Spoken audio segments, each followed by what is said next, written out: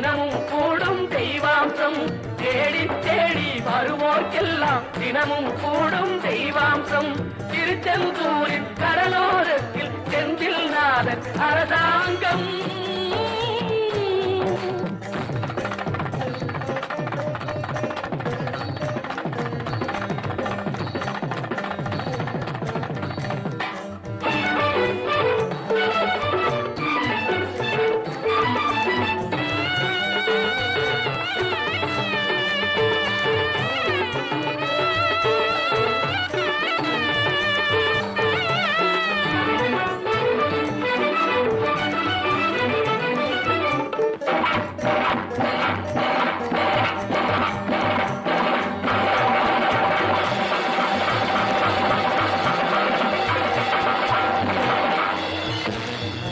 அசுரரை வென்ற இடம் அது தேவரை காத்த இடம்.